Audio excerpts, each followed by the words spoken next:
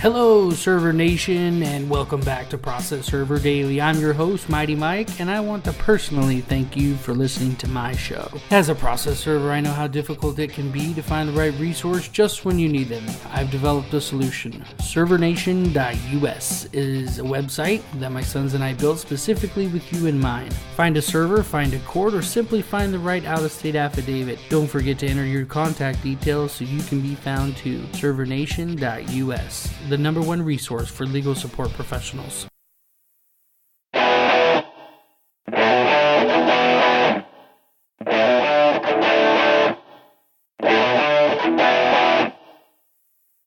Server Nation, welcome back to ProcessServerDaily.com. Our guest today is none other than the infamous 411 bounty hunter from Texas. She is among the elite in the investigation industry and is indispensable to her clients. She has a particular skill set that she's acquired over a long period of time and uses them to her advantage. Her skip trace techniques, determination, and professionalism have taken her internationally to locate some of the hardest cold cases in the world. Michelle Gomez, welcome to the show. Thank you, Michael, for having me. I've been looking forward to this today. Why don't you take a minute, fill in the blanks for my intro, and tell us a little bit about your personal life. Well, I just found out I'm going to be a grandmother of twin boys for my daughter, and she'll be having them in December. Oh, wow. That's so cool. It's a shock, but I'm happy. We're all happy, you know. It is what it is, and you just got to embrace it. Other than that, I just bought myself a blue pit today, and it's going to be a new member of the family as well. That is so cool. My parents used to raise pit bulls when I was a kid. Yep, I love them dogs. Michelle, you have a special skill set that could take you many places in life. How did you get started in this industry? Well, back in 2000, I was working at a personal injury law firm and in Dallas, Texas. And I was approached by a repo man, and he is still one of my best friends, and he introduced me to the skip trace world in the repossession industry. And when he approached me with that, he goes, "Hey, this guy's looking for a skip tracer." And I look at him and I'm like, that sounds illegal. What is that? And he's like, "Just come with me, you know." So I go with him to this investigation office, and I look at the whole scenario, and it's this place where there's a bunch of cars outside.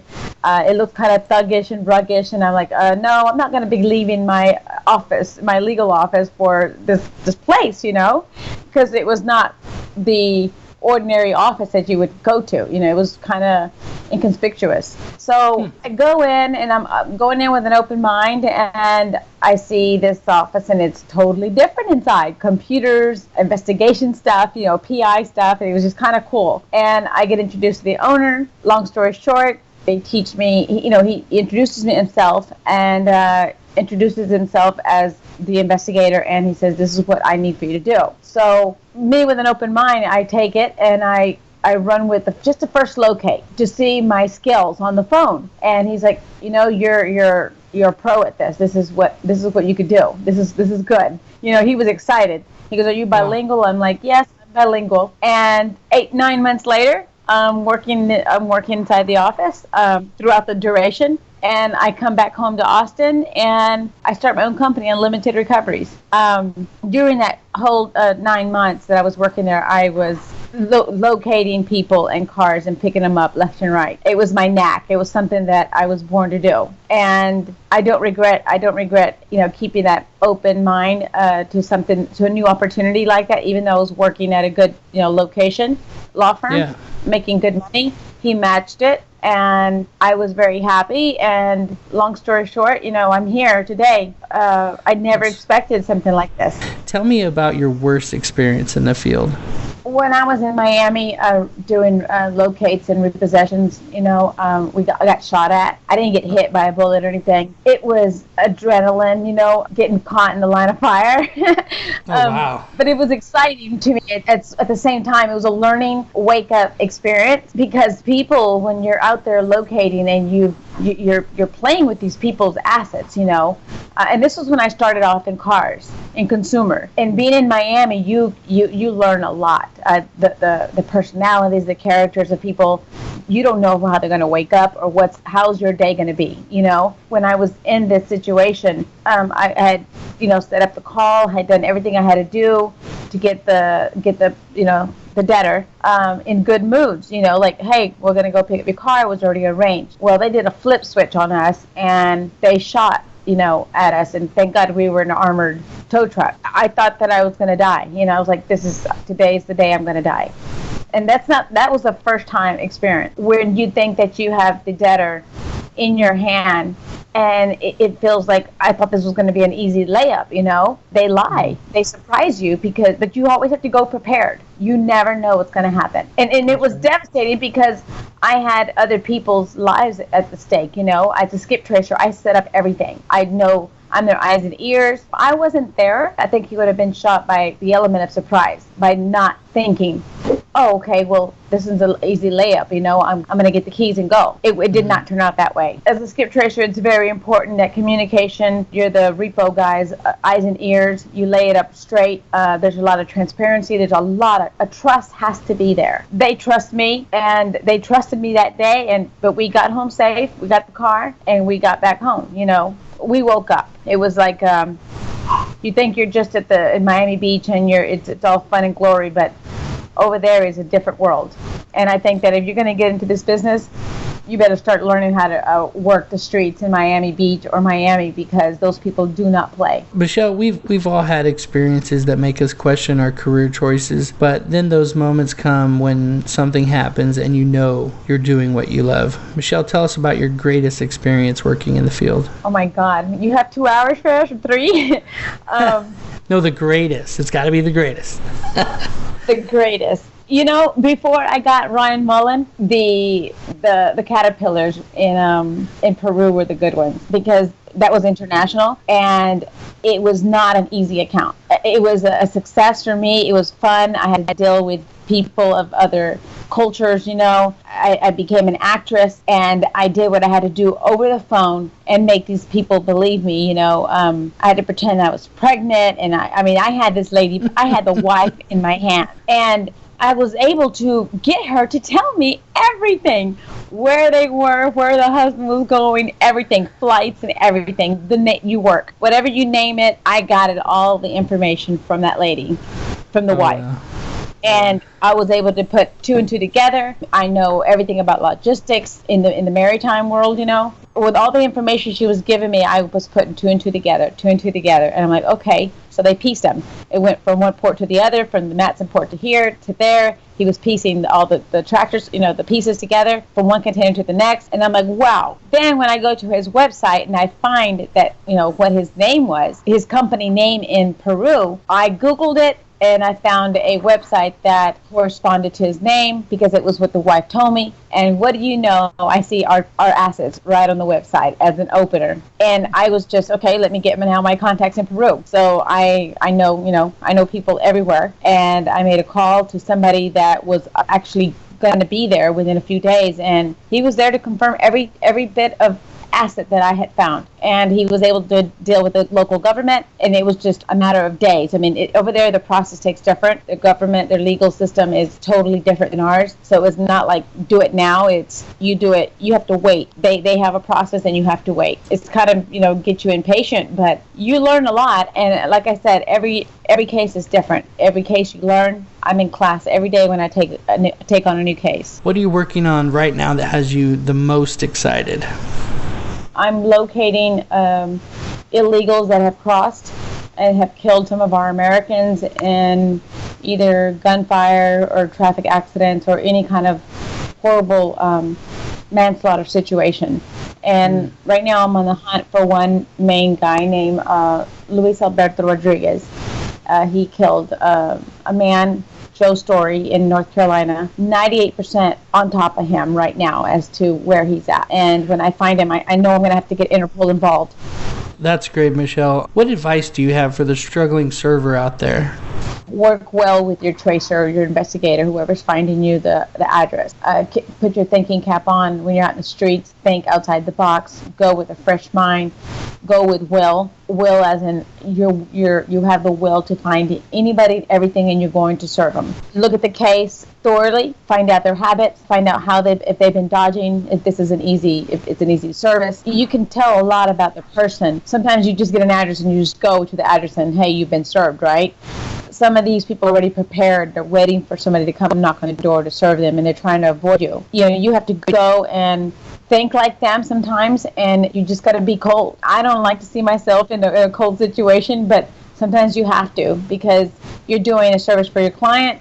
You want to get this job done successfully, 100%, and you want to come out safe, because you don't know what you're facing on the other side of the door. That's so true, Michelle. You never know what you do in different situations, but as a server, as an investigator, a skip tracer, I think it's incumbent upon you to make sure that you look out for your own safety. We had Mike Kern on. He was talking about don't stand in front of the door. I mean, these are like common things that you learn. That's my mission here on the show, is to be able to teach people that are new, not just the skills of a process server, but that's why I love to have a skip tracer on, an investigator, especially someone of your caliber, to be able to teach the audience that they could do it too.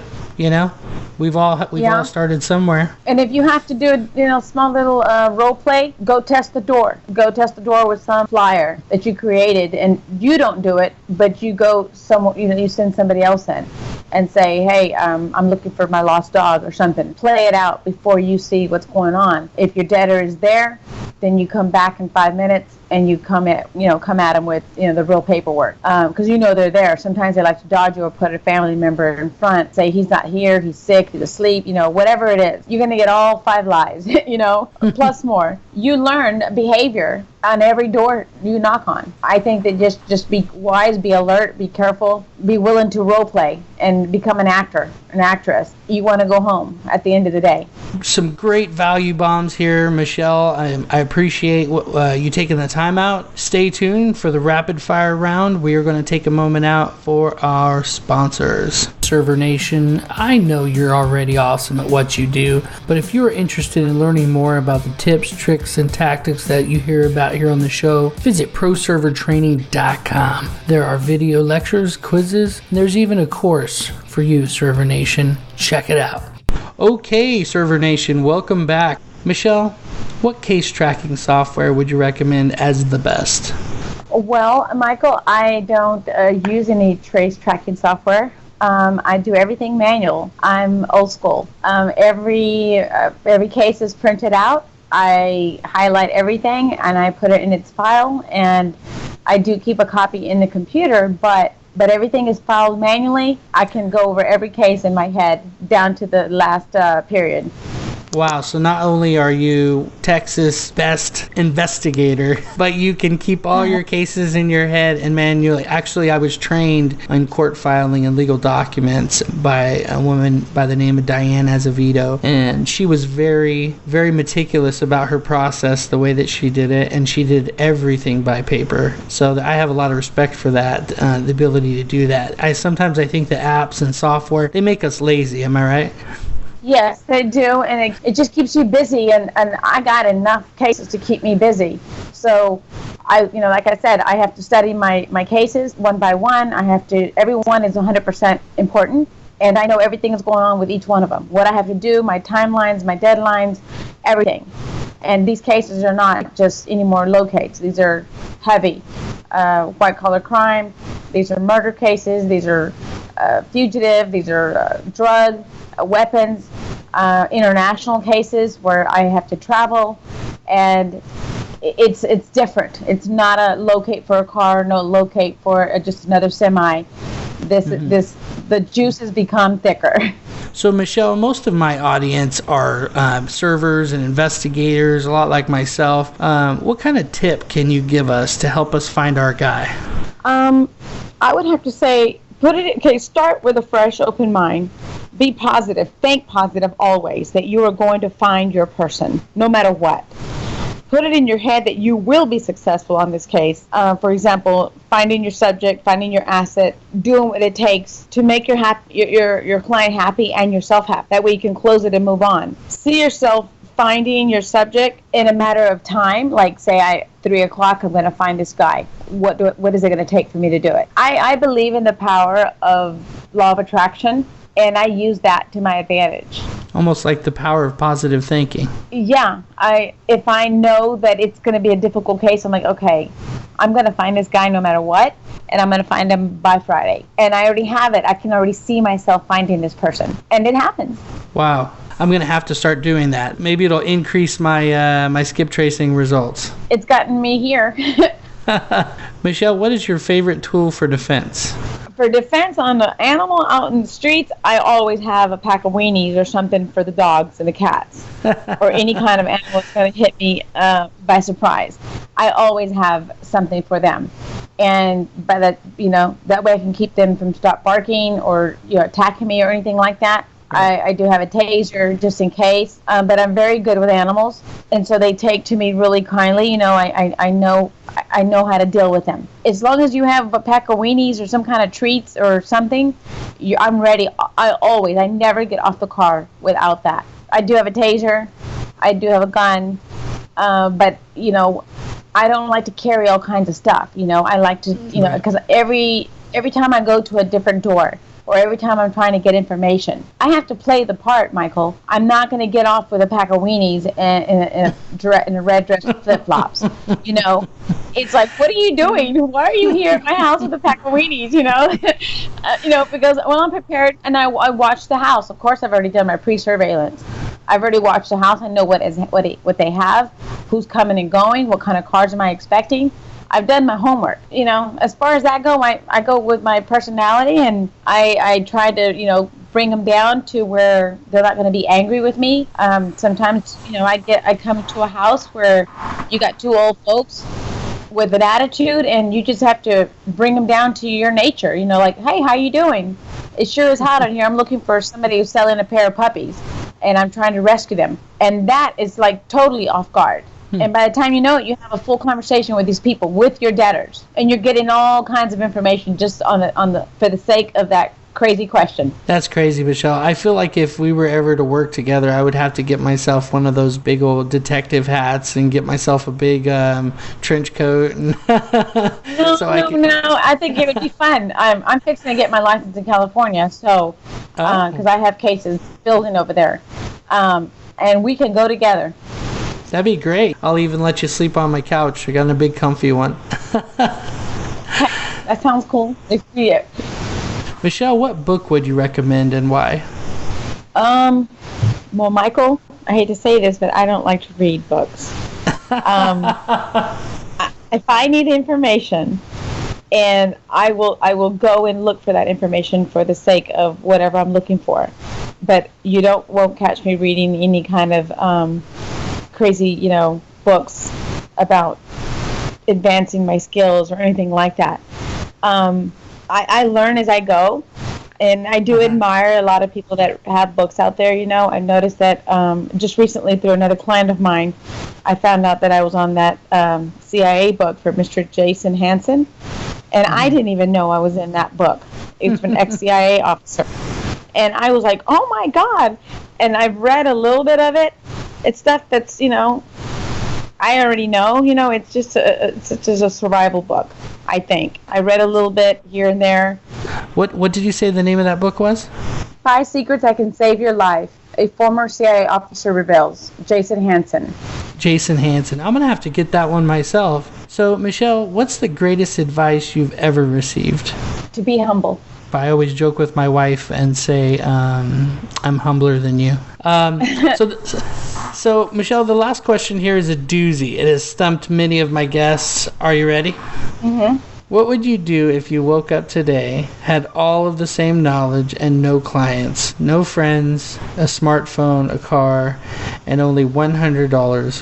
What would you do in the next week? I would plan a network party, and I would get them all together at my house, and I would invite them for free drinks, free food, free entertainment, free everything. and I would get everybody in the industry to my home, and we would have a little party, a network party, and they would all reconvene, we get to know each other, pass out business cards. I know it's going to cost more than $100, but you got family, you got people, you got friends that can support you. The food and the drinks and all that's not going to cost anything. But to have a plan of a network party and bring your industry together, it's not only good for you, but good for them. So they can revisit each other and know each other's skills, because every day we build our skills. I think we should always do it once a year. Michelle, I think that is a great idea. That's a perfect answer. Your net worth is your net work. And if you can build a network around you that is supportive, then you just come up with them. And Michelle, I think more than anything, you've taught us that it's important to look to your fellow server and your fellow skip tracer, investigator, and such to accomplish the goals. Michelle, I don't think I asked you this yet, but did you have a TV show or something you wanted to share about? Well, my producer, Daniel Ostroff, along with the adjoining company, Lightbox, we have contracts that are on the table. I cannot divulge the networks that are picking me up, but you will see a reality show and 2 other projects on the air soon. That's really cool. I'm really excited about that. Do you have a name for them yet or no? No, everything's pilot. Everything's in pilot mode. That's awesome. And I'm right now focused on my cases. I'm in the real world, not Hollywood right now. So like I said, I'm very humble about everything that's going on around me, and my most important thing is being me, working my cases for my clients. Looking forward to the birth of my daughter's twin boys, and living one day at a time safely.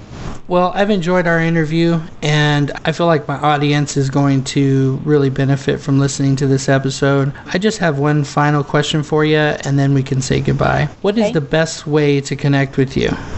You can connect with me on my Gmail that I've had for 15 years, and it's misskiptracer@gmail.com. That's MSSKIPTRACER@gmail.com. 512-650-8732 is my mobile cell, and I will answer you and everybody else. I'm very open to receiving all calls, and I am with White Star Consulting. Well, it's been a pleasure, Michelle, and you keep doing what makes you awesome. I really am excited about where things are going with this show and with this industry. It's changing so rapidly, and it's just awesome. So let me know if you ever need anything up here in California. I look forward to it. I'm very excited for you. I was ecstatic to hear that somebody in the industry is doing something like this. Well, I'm excited too, Michelle, and I want to personally thank you for being on the show. Server Nation, you don't have to be a guest on my show to know that it provides career-changing content. Help us out by serving this or any other episode on a friend. You can find all of our episodes on the web at www.processserverdaily.com. Until next time, Server Nation, you've been served up some awesomeness by the podcast server.